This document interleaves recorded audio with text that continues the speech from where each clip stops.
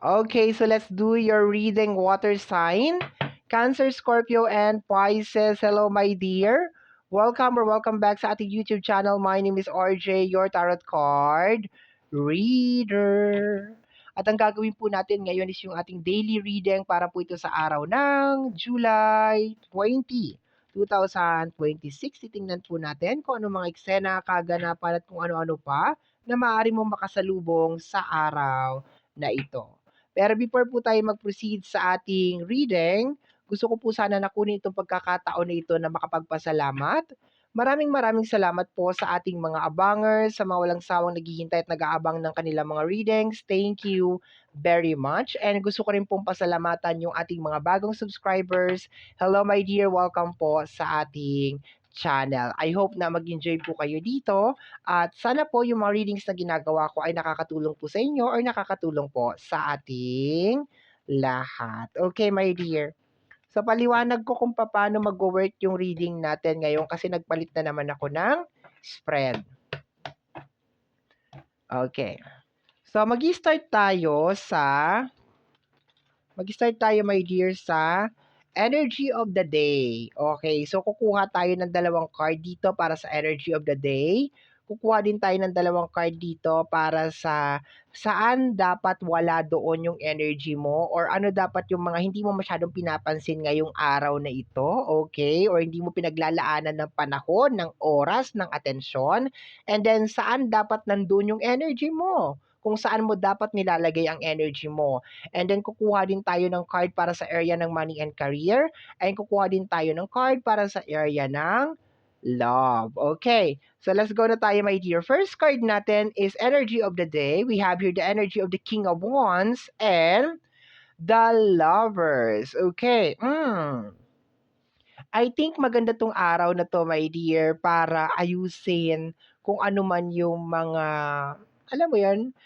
Dito muna pala tayo. Sige, ito kasi yung pinakauna, eh, mag-manifest ng love, okay? If you are single or if you're looking for love, maganda 'tong araw na 'to, my dear, para mag-manifest ng love. Okay, second na energy, kung merong mga issue sa usapin ng LOVE, love, okay, dahil merong nga the lovers, okay? So this is a good time para ayusin yung mga bagay na yan, okay? Like probably para magkaroon ng agreement, compromise, 'di ba? Magkaroon ng mga closure at saka kung ano-ano man, my dear, okay? Or muling ibalik ang tamis ng pag-ibig, pwede ngayong araw na 'to, my dear. Okay.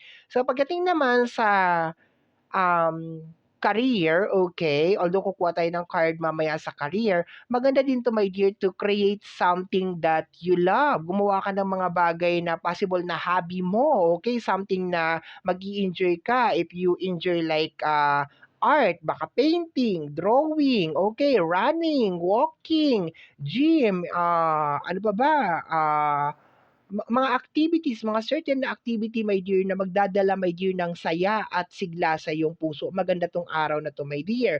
So, kung ngayong araw na 'to nararamdaman mo na parang gusto mong gawin ang isang bagay because you are receiving the energy of the King of Wands and the Lovers. Okay, nare-receive mo yung energy nila. Okay? So, let me see. Saan dapat wala doon yung energy mo? So, ano dapat yung mga hindi mo pinagpapapansin today? Okay? We have here the energy of the Sun card and the King of Cups. Okay. Actually, maganda tong combination ng dalawang card na to pero sinasabi kasi ngayong araw na to, wag mo daw masyadong bigyan ng pansin, okay? It's more on ang King of Cups kasi is very understanding. Talagang maunawain ito. Talagang very loving, very caring. And the Sun card is nagre-release ng positive na energy. So, kung titingnan ko tong dalawang card na to, it's more on parang baguhin yung isang tao or like itama yung isang tao, parang gano'n ang nakukuha ko. So, pwede ka sigurong magbigay ng opinion pero don't be so prostrate. Wag ka ma-prostrate or wag ka ma-pressure na dapat mapatino ko 'tong tao na 'to or dapat maayos ko 'tong tao na 'to. Yung I can feel na siguro pwede ka magbigay ng encouraging message, motivational, kung ano man 'yan, pero hindi dapat nandodoon, my dear. Yung I think ang sinasabi ng card na 'to is more on parang hindi ka puwedeng tumayo sa gitna ng EDSA and then sumigaw ka do'n na, "Ayoko ng traffic!" 'Di ba, parang gano'n, 'no? It's just more on parang 'wag kang mag-focus do'n sa alon in the background and hoping na parang 'pag nagsalita ka is maiintindihan ka nila or mauunawaan ka nila. Kasi meron mga tao na masyado talaga silang dedicated, my dear, sa kung ano man yung ginagawa nila, 'di ba? It really doesn't matter kung sa mata mo ay hindi maganda or hindi nakakatuwa or nakakainis, pero meron kasing mga tao na parang pakiramdam nila okey yung ginagawa nila. So, puwede tayong magsabi na, "Uy, alam mo hindi okey yang ginagawa mo kasi baka ganito, baka ganyan." Pero siyempre ibigay pa rin natin yung free will sa kanila. So, ngayong araw na 'to, my dear water sign, sinasabi dito sa card natin na doon ka daw 'wag masyadong mag-focus, 'no, or 'wag mo masyadong pansinin yung mga nangyayari sa paligid mo, yung mga distraction, yung mga gulo. Bagkus 'di ba, i-grab mo 'tong energy ng ating King of Wands at saka the Lovers, gumawa ka ng something na magpapasaya sa puso mo, magpapangiti sa'yo, okey, 'di ba? And iwasan mo kontrolin kung ano yung mga nangyayari sa kapaligiran, okey? Wag ka na mag-focus dito. Like kahit na sabihin mo maganda yung energy mo, maganda yung intention mo, kung ayaw naman nilang i-accept, wala tayong magagawa, okey? So dito tayo, my dear, next card natin, saan dapat nandoon yung energy mo? Okey, saan mo dapat ilagay yung energy mo? The Seven of Sword, okay. And the Awakening, okay, is more on strategy, my dear, okay. Ngayon na parang nakikita mo na ang mga bagay-bagay na nangyayari sa paligid mo, okay. So, I think it's not more on trying to save everybody, okay. It's more on trying to protect yourself, my dear. Kasi ang actually itong Seven of Sword na 'to, ito talaga yung parang Seven of Sword talaga na nagre-release ng energy na parang ah, malihim, okay? It's more on parang you just need to keep secret. Kasi kung makikita mo parang meron siya ditong hawak na ballpen or parang chalk or whatever. It's more on parang strategy. No, you need to be strategy or strategize mo, my dear, yung mga bagay-bagay na parang kung meron ka mga bagay, kasi meron ka ditong energy ng awakening, kung meron ka mga bagay na alam tungkol sa mundong ibabaw, no? Kunyari meron ka mga na-realize lately, oo, masarap, 'no? Kahit kami na mga tarot card reader, masarap na parang i-share siya sa mundo at ibahagi siya sa buong mundo na, "Oy, people of the Philippines, of the world, ganito, ganyan, ganito, gano'n, blah, blah, blah, so on and so forth." 'Di ba? Ganito ang gagawin natin. Kaso ang problema, the reality is, ang hirap nilang pasunurin. So sinasabi, my dear, dito sa ngayong araw na 'to, my dear, is more on parang kung ano yung mga bagay na nalalaman mo, use it for your own advantage na lang. Para sa sarili mo na lang, para protektahan mo yung sarili mo, 'di ba? Kasi hindi natin mababago yung mga tao sa paligid. Parang sa nangyayari sa gobyerno natin, 'di ba? Disclaimer lang ha. Hindi ako politics, no? Wala ako diyan. Pero sige, sa sample na lang natin, ha. Sample natin para maintindihan ng lahat. Total hindi man naman na trending naman tong politics na ito. Okay. Kahit nakitang-kita na natin ang mga anomalya at mga maling nangyayari sa ating gobyerno, 'no? Kung hindi tayo magkakaisa at isang bibig lang talaga ang nagsasalita, sa tingin mo ba mayroong mangyayari? Wala. So therefore, my dear, kailangan magkaisa ang bawat isa, okay? Para mayroong magbago, kailangan magkaisa. Kasi nung binoto natin sila, nagkaisa tayo, 'di ba? Sama-sama tayo. Ngayon, iisa o dalawang tao lang ang nakikipaglaban para sa katotohanan at para sa tama, 'di ba? So, therefore, kung i-analyze mo rin, like magiging worth it ba yung energy ko 'pag sinubukan kong ayusin 'tong bagay na ito, okay? Or baka malagay lang sa alanganin ang buhay ko, 'di ba?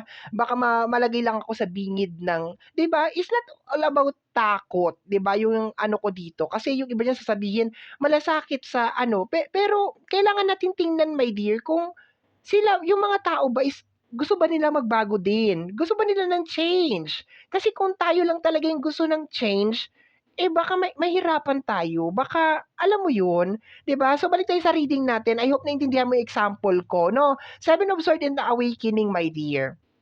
Kung ano yung nakikita mo, my dear, try to protect yourself muna. Safety first muna tayo, my dear, 'no? Safety first muna, 'no? Kasi kung gusto mo talaga ng malakihan talaga na pagbabago, like pupunta ka sa gitna ng EDSA at sisigaw ka doon, "Hoy, konting disiplina naman, iayos niyo naman yung trapiko, ano ba 'yan? Kaya tayo nale-late pare-parehas kasi ganito, ganyan." Posibleng nagsasayang ka lang ng oras at saka nagsasayang ka lang ng pagod, 'di ba? Kasi may mga tao na hindi nila maintindihan 'yan. Talagang sarado talaga ang mga utak nila. Sabi ko nga sa'yo, my dear, meron mga tao na they are so committed dun sa ginagawa nila kahit mali na, okey. So, ang hirap nilang i-convince, um, ang hirap sabihin sa kanila na, "Uy, mali yang ginagawa mo." So on. Anyway, punta na tayo sa area ng money and career. Nagtagal na tayo diyan. Money and career, let me see. We have here the energy of the Queen of Sword and the energy of the Knight of Sword. Okay. Tingnan mo si Queen of Sword, 'di ba? Para siya nagdadasal diyan, okay? As guidance kung nasaan ang blockage sa usapin ng pinansyal. Kasi ngayong araw na 'to, my dear, possible na makita mo kung nasaan talaga ang blockage sa usapin ng pinansyal.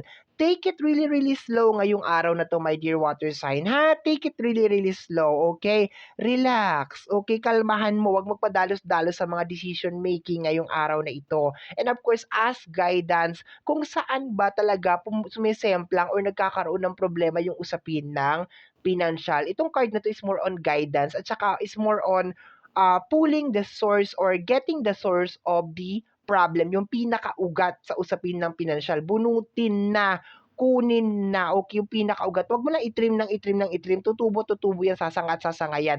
Putulin na talaga. So manghingi ka ngayon, my dear, ng guidance sa ating buong may kapal. And sabi nga dito, di ba, use it on your advantage, di ba, sa energy ng Seven of Swords at saka ng Awakening. Kasi definitely baka meron ka ng mga nakikita na mga bagay-bagay. Kaso ang problema kasi sa atin, my dear, bilang isang tao, minsan pinapakita na sa atin kung nasaan ang problema.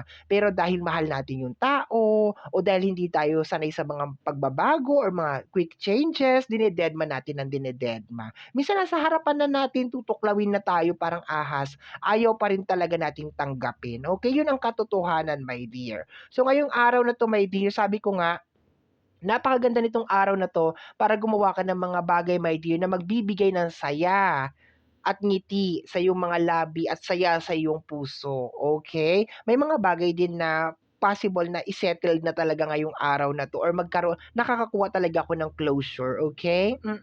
May mga bagay na kinakailangan kang i-let go ngayong araw na 'to, my dear, kasi hindi na talaga nagse-serve sa'yo, okay?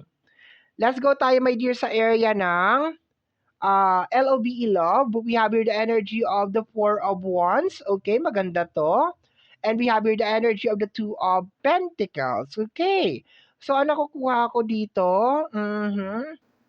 Kung meron kang mga pinagdadaanan lately sa usapin ng LOVE love, okay, mga struggles, mga obstacles, okay, mga heartbreak, mga tension at kung ano-ano pa, my dear, today is the day na dahan-dahan mo nang na-overcome yon, kung ano man yung bagay na yon, dahan-dahan ka na nagkakaroon ng acceptance. Okay, ulitin ko, dahan-dahan ka na nagkakaroon ng acceptance. Ibig sabihin, meron pa ring part ng puso mo na parang nararamdaman mo pa rin yung kirot, pero habang nararamdaman mo yung kirot, merong kumakalabit sa'yo na parang, "Oy, tama na yan. It's about time to let go and to release kung ano man yung pain na nasa heart mo, my dear." Okay?